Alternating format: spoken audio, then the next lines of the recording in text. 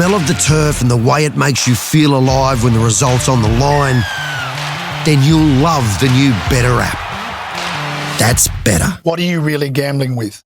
Contacting customer service? For a lot of people, that's an easy way to ruin a good day. But at Zendesk, we make the customer experience better. Better for your gran, better for your florist, better for the guy in apartment 3A, better for you, better for everyone. Because while some say the customer is always right, we say the customer is always human. And as fellow humans, we want to do something better for all of us. Zendesk. Customer experience with AI built for humans. This is the Continental Tires AFL Trade Radio podcast. Trade up to Continental Tires this trade period. Brad Johnson is our trade radio local expert. 2JM, over 50 years of trusted and modern four-wheel drive solutions for the adventurer and everyday driver alike. It's the second of the two clubs being analysed today by Brad Johnson. It's the GWS Giants. And Jono, put your midfield critiquing lens through this one, They missed please. a massive opportunity, didn't they? Didn't they? GWS. 2 years in a row. Oh, they could have easily been there on grand final day as well, because they let it slip, and I think they know that as a club. And 44 points up against the eventual premier. That's right. And 28 points up against the other grand final team. That's it. Yeah, they shouldn't In have the two been finals they lost. Exactly right. Yeah. They shouldn't have been playing against the eventual premier because they Because should of have that, been having yes. a week off. And that's still sitting deep with the club and the coach, and that's just the reality of what they need to work through. And add to that the 1 point loss to Collingwood in last year's preliminary final, and it's a lot of soul searching in the past two seasons. This is not broken. There's the disappointment of what happened this year,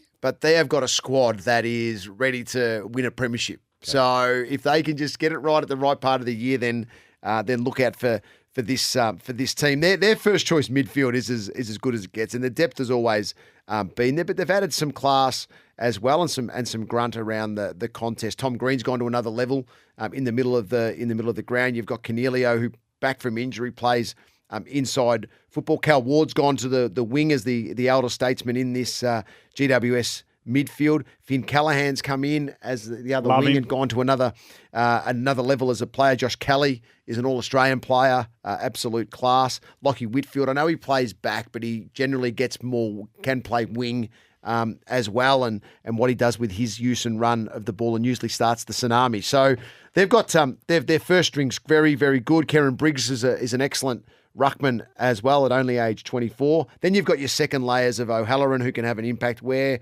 is an improving player.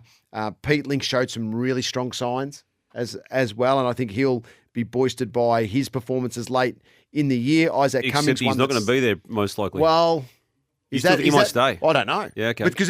Because once again, I think with Pete Ling, it becomes a decision of he's probably in their starting 22 to start the season next year. Yeah. And they're right in the house of winning a flag.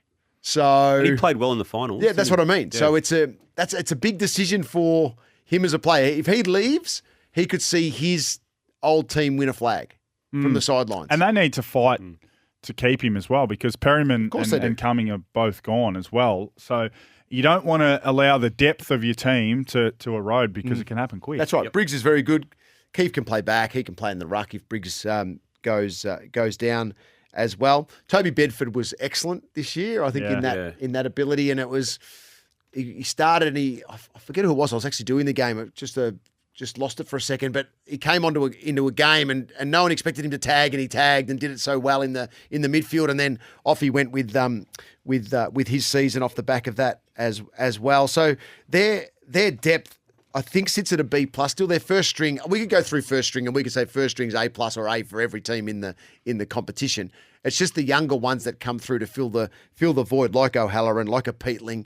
They're not there yet to make them their depth. But you're putting become an A. Callahan in the elite category already. Oh yeah, he's definitely there. He's in their starting lineup. He's there. Starting lineup, but in the elite category. He's their winger for the future. Oh, he's not elite yet. No. Yep. No, but he's on the way. He's being, they tell me, pursued as if he's going to be elite. There's some clubs already circling in with big dollars. How important that wing role is. He uses the ball well by foot, and he's a good size too. Very good size. Their balance is excellent. It's an A. Their inside outside is very good. The X factor's an A.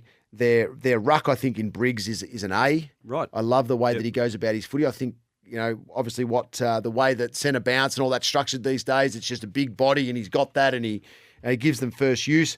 And I think their age sits it as a B. They're pretty old in the midfield when you look at Whitfield, Cornelio, and what they do with Callan Ward. So that's just a little bit of a watch there. This is their time.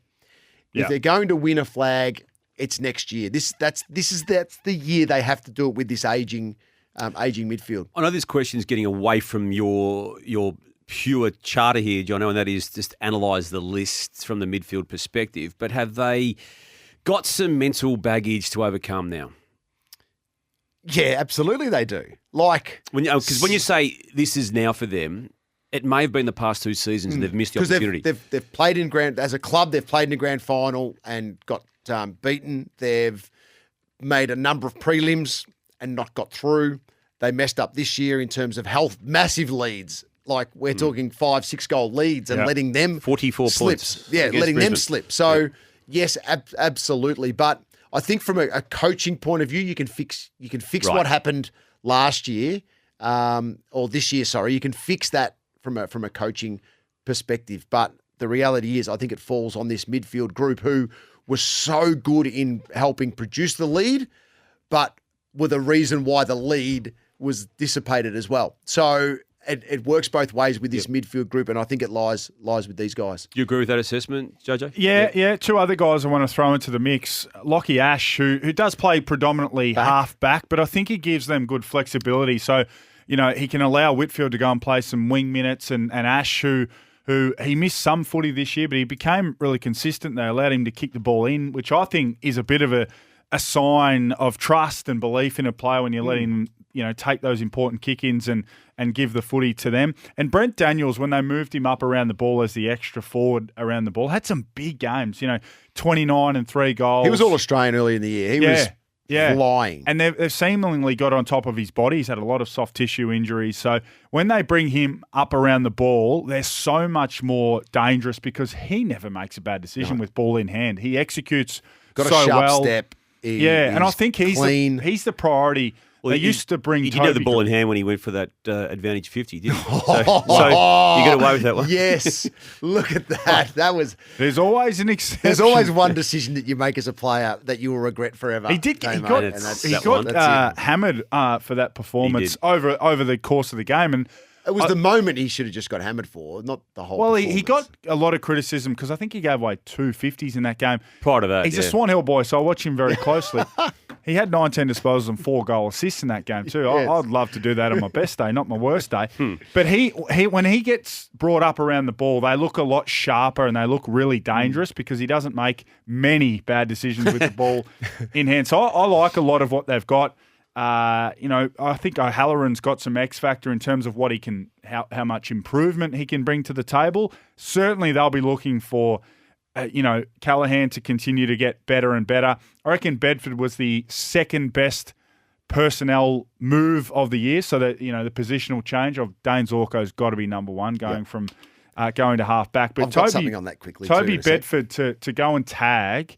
He shut down some of the better midfielders in the competition. So I love their balance. Kieran Briggs is a gun, but his shoulders worry me.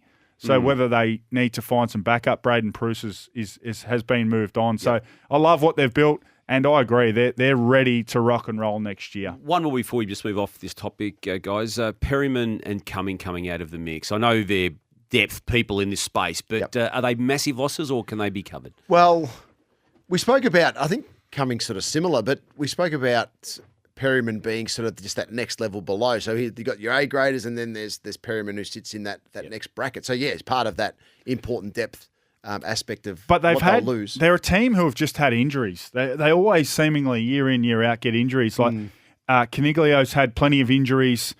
Josh Kelly gets a soft tissue every year. So if you get 4 or 5 injuries at the same time, like they've had most years, then you don't have Perryman, you don't have Cumming, you maybe don't have Peatling, and then you start to expose 35, 36, 37 on your list. And if they're not up to it, that's when you can be vulnerable. What I want to see next year from Champion Data is I want to see we see Dane Zorko, or let's go Lockie Whitfield. We're talking about GWS, right? Lockie Whitfield has 25 kicks. I want next to that in brackets the number of kickouts he has. Yeah. So if he has 25 kicks, I want to see a 10 there. So then I know he's had 10 kickouts where that don't count for me. So Zorko of the world, and sorry about this, boys, because I love the stats too. Yeah. But Lockie Whitfield's the guys that anyone that kicks out, that kick becomes a bracket. So we know exactly how many kickouts they've had, and we don't get, they've had 25 kicks, or Ryan from Freo. We don't go, he's had 25 kicks today. Well, how many of those are Some players make legitimate? all Australian on the back of kicks. That's what I mean.